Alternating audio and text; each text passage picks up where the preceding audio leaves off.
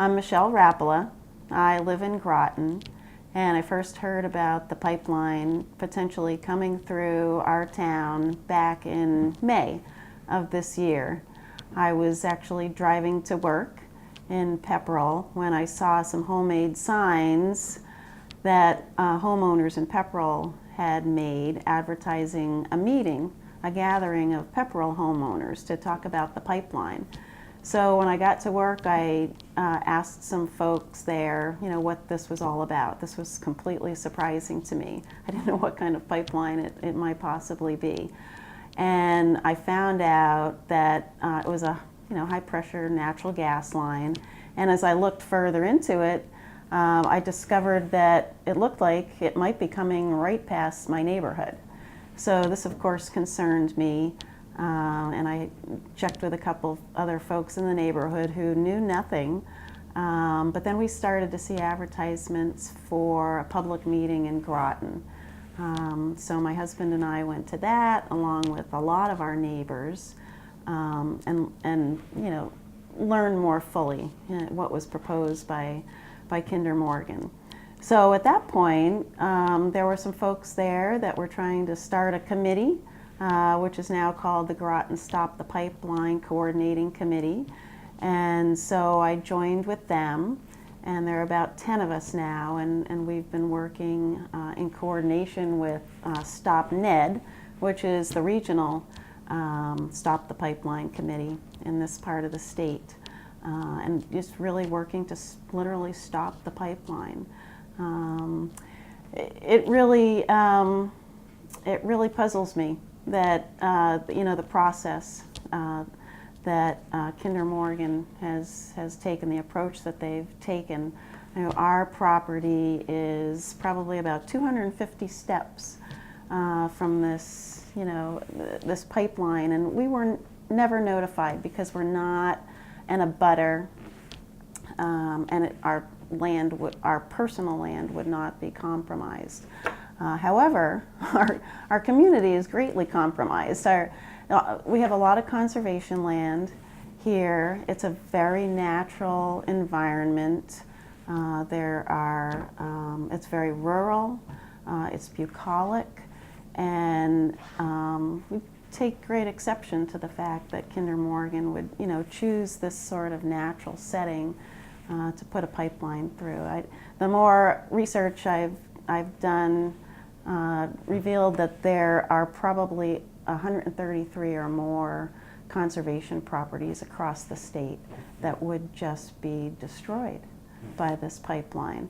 Not to mention all the natural and public water supplies, and as well as personal property. They seem to me to be a very arrogant company, seeming to feel that they have the right to proceed with this project, regardless of the rights of people, all the work that they've done to preserve these natural spaces. And so I really object to that. The other thing that's really troubling to me is that there doesn't seem to be a need for natural gas in New England. We're really very much, or we should be, and we are, focused on renewables. And by the time this pipeline is even completed, if it gets completed, we'll have been an additional 3-4 years into the process of developing renewables. And I think that's the direction that we need to go towards. I think we're really obligated to protect our earth. Our children and our children's children will need to live here and be healthy and safe.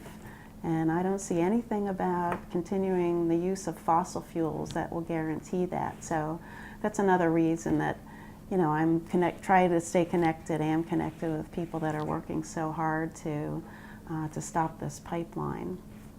Can you describe your community and your road and where the brook is and where the pipeline went down? Yes, I live in a neighborhood, a little cul-de-sac neighborhood.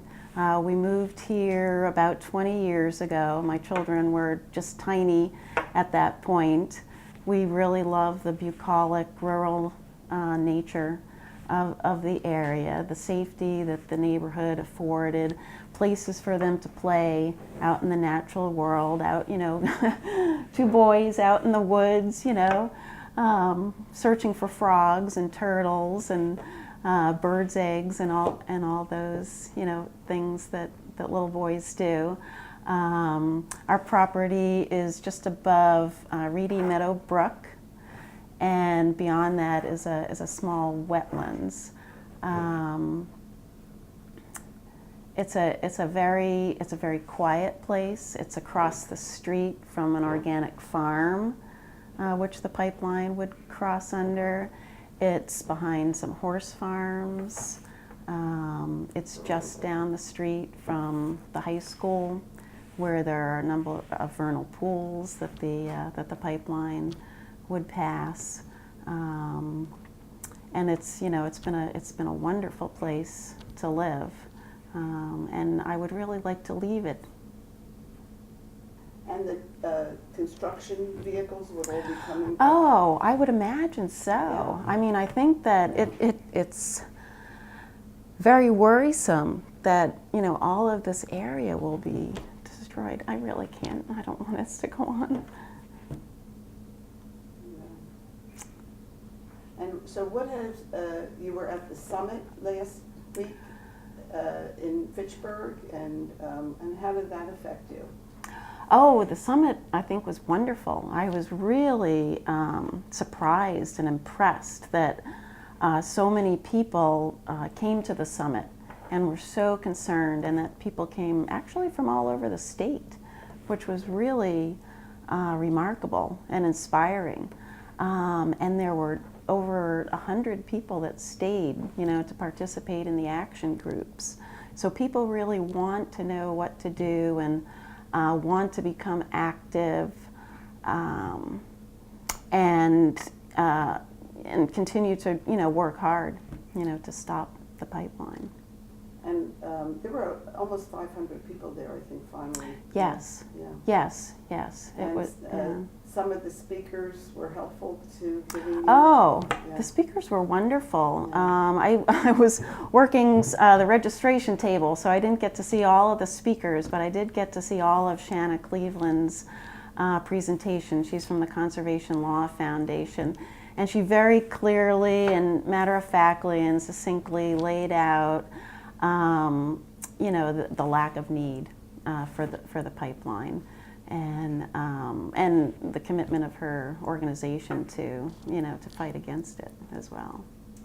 And another one I thought was very interesting was the video, Stephen Mix's Oh, I did see a lot of that the compression as well. stations, The yeah. compressor station, and that Yeah. concerned me as well, because I think at this point some of the preliminary maps are showing a compressor station in Townsend. And, you know, that's a very short 7 miles down the road. I mean, in terms of folks in Groton, but, you know, for our region, it really will change the real character, the natural and the rural character of our communities. It will, I think it will drastically change. And, you know, there aren't a whole lot of these pristine areas left in our country, that, especially in the East. You know, the idea of, you know, destroying, you know, more and more pristine areas is very troubling. Yeah. Yeah. And your town passed a resolution? It did. At the end of June, the auditorium at the middle school was packed, almost unanimously. Folks voted to pass a resolution stating that they disagreed with the idea of a pipeline coming through Groton. Since then, active participation has dropped off a little bit, but you know, we're continuing to, you know, to try to work to make sure that people stay involved and aware that, you know, of the necessity to continue to work against this. Yeah. So. I know that our state has been very good on going green. Yes. You know, we have a lot of initiatives going Mhm. on. And I think it's throughout the state, you know, where we're seeing more and more rooftops with solar and people, you know, oh, I just got solar on my roof and that kind of thing. Yeah. Is that around here also? You know what? Groton is tough. Actually, my husband and I looked into going solar maybe about a year and a half ago. It was something that I had wanted to do for a long time because I, you know, respect and love and want to preserve the natural world. And, you know, as we learned more about solar and the fact that it would, it could be something that we could afford at that time, we tried to pursue that. But what happened is that Groton Electric, who is our municipal electric light provider, did not participate in the statewide incentives, unlike Unitil and N-Star and some of those larger companies. And so although we tried to make a good case for them participating, they refused, which was very frustrating and unfortunate, and I think not very progressive. It was their position that they would be subsidizing us instead of, you know, supporting us in our effort to protect the environment. So at this point, it hasn't been cost effective, but I haven't given up on that because I think that that's the direction that we have to go in. Yeah. So, have you written letters and things like that also?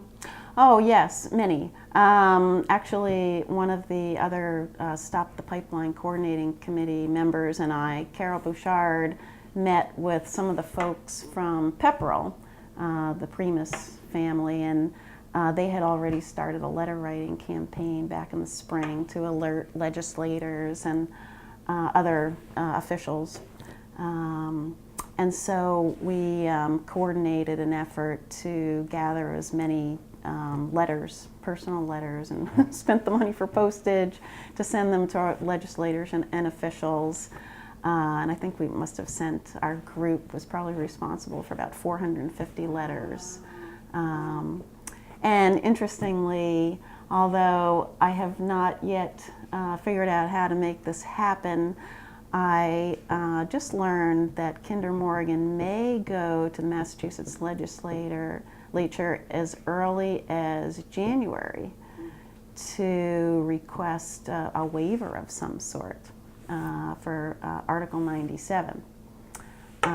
So I have a budding idea about doing a chain letter, if you will, of some sort to get another letter writing campaign going. My idea would be to send as many letters to as many Massachusetts legislators across the state as possible. My thought is we can enlist relatives and friends who then can enlist relatives and friends who, you know, might live on Nantucket or, you know, down in Sturbridge, you know, places that might not necessarily be affected by this pipeline, so that we have a really strong, powerful legislator that will say no to waiving that conservation protector. So and also the federals, you know. Yes, yes. My neighborhood actually has become very active in writing letters to the Federal Energy Regulatory Committee, and so that's an ongoing effort right now too. Yeah, there's so many ways that people can be active and involved and productive. Yeah, what's a shame in your situation particularly is your neighborhood would really be destroyed. You would have these you know, steamrollers and dynamite trucks and backhoes and whatever coming right down this little street of yours over to, you know, a stone's throw, like you say, on the other side of the brook. and yet you have no power in certain ways to, you can't refuse them to survey your land because it's not on your land. That's right. But it's your neighborhood. Exactly. Yeah. Yes. Yes, and they would, completely eradicate all of the conservation land that was dedicated to surround our neighborhood, to make this a little natural enclave. So that would also be permanently eradicated. That's right. And so that, would completely change the character of the neighborhood. Yeah, it's a very lovely neighborhood, and as I got closer and closer down here, more and more signs stop the pipeline. Yes. We're everywhere. Yes, It seems to be a general consensus. I think not so. a good thing. No, it is not a good thing. No, and really, as as the bird flies, the Nashua River is just, it might be a half a mile or a mile to the west of our neighborhood. The rail trail is over there, so these recreational areas will be damaged as well. And we know that there's so many accidents and methane releases. Yes. We don't know. Really. Exactly. It's That's right. The would not let safety. you sleep easy. Yeah, not easily repaired. No, yes, I think one of our neighbors was trying to alert the rest of the neighborhood that, the entire neighborhood is in the blast zone, if you will, if there were to be an accident, within the first 1,000 feet. That is generally, if there was a catastrophic accident, the neighborhood would, in essence, disappear. So that gives me the goosebumps. It's frightening. Yeah. It's really quite frightening. So there's on so many levels, safety issues, conservation issues, the future of the planet, people's rights to protect themselves from, these large corporations on so many levels. There's so many reasons to be against the pipeline that it's not hard to keep working against it. So, yeah. Thank you.